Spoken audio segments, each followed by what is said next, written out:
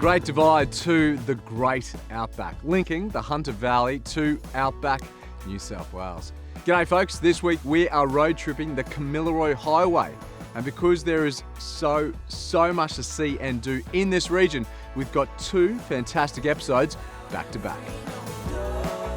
The entire road trip takes up 7 shires, starting in Willow Tree before wrapping up in Burke.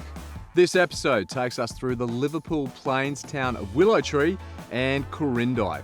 Further north to Gunnedah, onto Narrabri, before ending up this part of our road trip in Moree, travelling around 300 k's through Kamilaroi country. Named after the traditional owners who have spiritually connected the region, this is the agricultural heartland of New South Wales. Magnificent landscapes, awesome attractions, and some really cool people who are super proud of their communities, and for good reason. This is what we have to look forward to and more as we get our Kamilaroi Highway road trip underway. The small village of Willow Tree is just over 4 hours drive from Sydney and located near the junction of the Kamilaroi and New England highways. And it's where our road trip starts. Now Kamilaroi, it's known by a couple of variations, one of which is Gomeroi. And this tribute to the local Gomeroi people tells an incredible story of where this beautiful region has come from. Moving on, and a short drive from Willow Tree is Corindai, our base for a couple of days.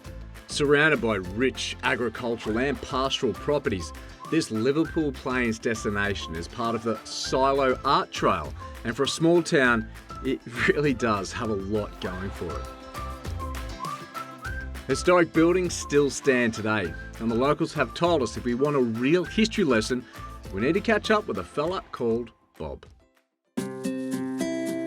Well, not only is Bob's shed the biggest shed I've ever seen, mate, it's the best shed I've ever seen. When did this start? When I was 12, 63 years ago. Started off with beer bottle labels and it just escalated. This place, mate, honestly, I don't even know where to look. It's amazing. Well, I was doubled in size since I built it. Everything inside the shed I built myself by myself. Had the shed built, the concrete poured, and that's it. Everything else is my doing. I can only imagine the people that come, and they do come to Bob's shed, the memories this evokes. Especially seniors. Yeah. Did a lot of coach groups, and they're nearly all seniors, and they're blown away. As I stand under Peter Brock Street and surrounded by Brock memorabilia, I mean, my dad, he can't talk about Peter Brock without getting glassy-eyed. What is it about Peter Brock back then when he started his career? I probably met him 8, 10 times over the years, different car shows and different events and sort of stuff. One of the nicest guys I've ever met. And when everyone goes home and they've left your shed with big smiles on their face, what do you feel when you walk around this place? Is it? Good feeling. Put a smile on someone's face, made their day. I mean, you should be very proud, mate. This place is extraordinary. Yeah, I love it. I wouldn't part with it for the world. A short drive out of town is the first and last railway town in New South Wales.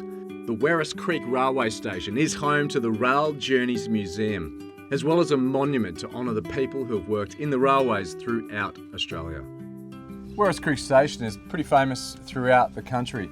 In fact, it was the largest railway centre in northern New South Wales up until the 1970s. And this incredible monument pays tribute to the railway industry and its workers, with an adjoining honour board of over 4,500 names commemorating the workers that died on the railways since 1854. The museum alongside the monument really does bring the town's railway past to life. And the tireless work carried out by the volunteers to bring this museum together, well, they've done an amazing job. It is just outstanding. As I've touched on, this region is an agricultural heartland. And there's a push to see how this region can continue to grow and take advantage of the industry that makes this region thrive. And agritourism is playing a key role in this region's future.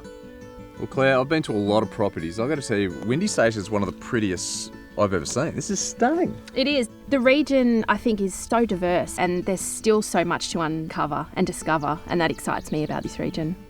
We just love it here. We're not going anywhere too soon. Claire, what an absolutely magnificent building this is. It's glorious. Yeah, it's a great space. I love coming in here. It was built in 1901 and it was built as part of the need for another shed at this part of the farm. I love the fact that while it's had the most amazing history, there's a new lease on life as well. Tell me about that, how that works out. So we use it for events. Amazing. We want to bring agriculture and what people learn about agriculture onto the farm. I grew up on a sheep farm, and so it's really nostalgic for me, but when I get the 80-year-old ex-farmer or shearer come in here, and I've had them sit with me at the wool table, tears rolling down their eyes because they remember when they were a young boy, very little care in the world. The surroundings here in the shed just bring a sense of calm to people that walk in it, and I think it's really special that we can offer that. Agritourism, just an amazing concept, isn't it? Like, great for me to experience what you guys offer. It's great for the property owner and also for the region as a whole. Yeah, absolutely. It's given us a reason to repurpose these buildings that would fall down. I grew up inviting friends and family to our farm, and it's so nice to be able to do that again now. And kids love it, and visitors like yourself who don't get onto farms much. It's really lovely to experience that. Well, I've come to town to explore one of its major tourist attractions, and while that may seem strange to do that at night, it's going to make sense very, very soon.